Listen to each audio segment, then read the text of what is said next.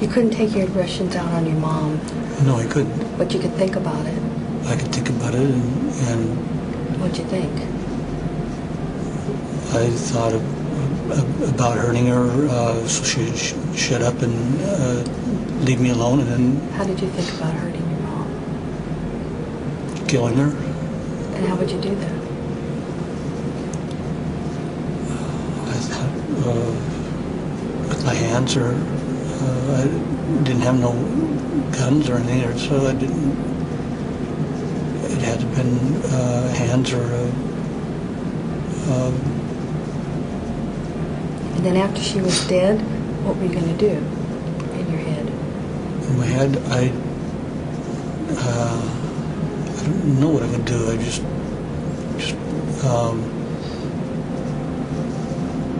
wanted her to stop. When did you think about having sex with your mother? When 14 or 15, I think. Tell me about that. It's about the same time frame. Mm-hmm.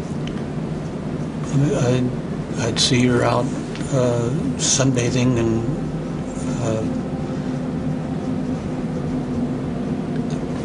I feel that she,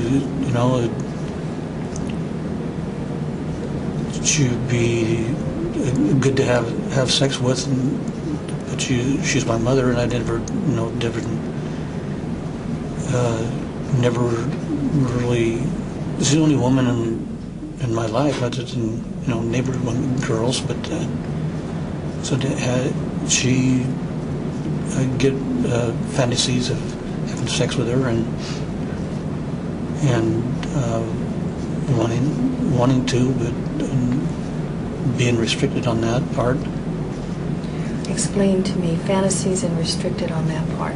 Well, because if she's my mother, it's not right for having sex with your mother, and she was always in two pieces, and she'd come off work, she'd go in the backyard, so it was inviting to fantasize with her. She was there sunbathing and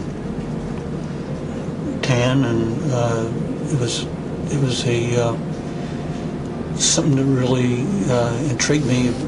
It's all women like this. They're different, and it roused me to. I get a hard on sometimes, and it was the only time I had an opposite sex. In class, everybody's clothed and stuff like that. This was a woman that was sometimes, laying down with no bra on. I mean, you couldn't see anything but bare skin, and it was a turn on in a way, and I enjoyed looking out the window at her when she wasn't watching. Born on February the 18th, 1949, in Salt Lake City, Utah, Gary Ridgway was the middle son of Mary Rita Steinman and Thomas Newton Ridgway. From a very early age, Gary Ridgway was sexually attracted to his domineering mother. When he was 11, the family moved from Utah to Washington State. Ridgway was a poor student, suffering from a below-average IQ of 82, and also had dyslexia. Most of his teenage years were unremarkable until the age of 16, when he led a 6-year-old boy into the woods, then stabbed him through his ribs and into his liver. The boy survived and said Ridgway walked away laughing. In 1969, when Ridgway was 20 and just out of high school and with no college in his future, he decided to join the Navy rather than get drafted. He also married his first steady girlfriend, Claudia Barrows, before being deployed to Vietnam. Ridgway had an insatiable sex drive and spent a lot of time with prostitutes during his time in the military. He contracted gonorrhea for the second time, and although it angered him, he didn't stop having unprotected sex with prostitutes. But Claudia, who was alone and 19 years old, also began dating whilst Ridgway was in Vietnam, and in less than a year, the marriage ended. In 1973, Marcia Winslow and Ridgway married and had a son. During the marriage, Ridgway became a religious fanatic, reading the Bible out loud at work and at home, and insisting that Marcia was to follow the strict preachings of the church parish priest. But also, during that time, Ridgway wanted Marcia to participate in having sex outdoors and in unsuitable places, and he insisted on having sex several times a day. He also continued to pay prostitutes for sex throughout their marriage, but Marcia, who suffered with a serious weight problem for most of her life, decided to have a gastric bypass surgery in the late 1970s. She quickly lost weight, and for the first time in her life, men found her attractive, but this made Ridgway jealous and insecure, and the couple began fighting. Marcia struggled with accepting Ridgway's relationship with his mother, who controlled their spending and made the final decisions on their purchases. She went as far as buying Ridgway's clothing. She also accused Marissa of not properly taking care of their son, which Marissa always resented. Knowing Ridgway would never defend her, Marissa was left on her own to try and control her domineering mother-in-law. But 7 years into their marriage, the couple divorced. But later on, Marissa claimed that Ridgway placed her in a chokehold during one of their fights. Ridgway began dating several women he met at Parents Without Partners functions, where he met his third wife, Judith Mawson, in 1985. Judith found Ridgway to be very gentle, responsible, and a structured man. She appreciated that he had worked at his job as a truck painter for 15 years. But to Judith, Gary Ridgway was the perfect mate. Before moving in together, Ridgway went to the trouble to update the house, including replacing the carpet. Unlike Marissa, Judith praised her mother-in-law for helping Ridgway handle things that were difficult for him, like his checking account and major purchases. But eventually, Judith took over these responsibilities, filling the shoes of Ridgway's aging mother.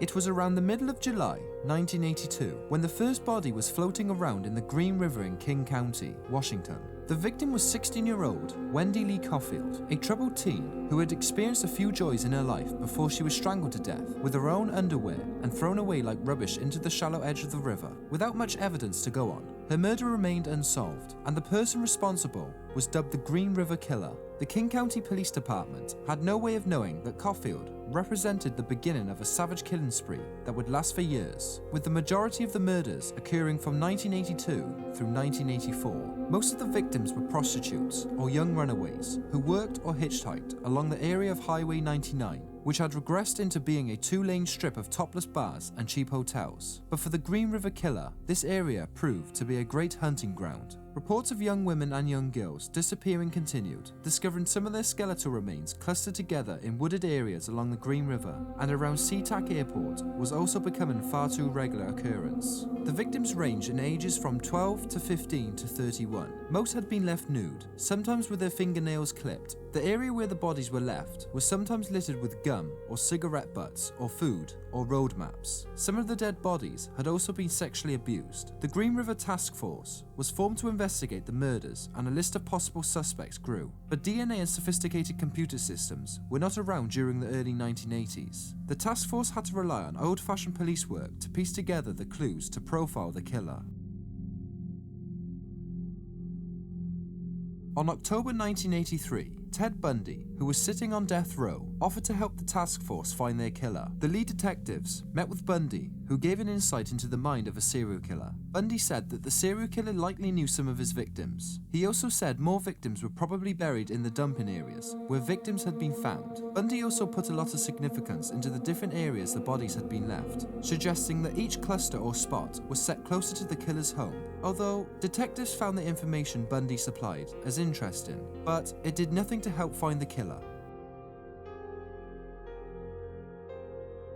In 1987, the leadership of the task force changed hands, as did the direction of how the investigation was conducted. Instead of trying to prove who the serial killer was, the task force took their list of suspects and worked on trying to identify who the killer wasn't. Those who could not be eliminated were moved to the A list. Gary Ridgway had landed on the suspect list because of 2 encounters he had with the police in the early 1980s. In 1980, he was accused of choking a prostitute whilst having sex with her in his truck near the SeaTac airport, which was an area where some of the victims had been discarded. But when questioned, Ridgway admitted to choking her, but said it was more in self-defense because the prostitute bit him whilst performing oral sex. The matter was then dropped. But in 1982, Ridgway was questioned after he was caught in his truck with a prostitute. It was later discovered that the prostitute was Kelly McGuinness, one of the serial killer's victims.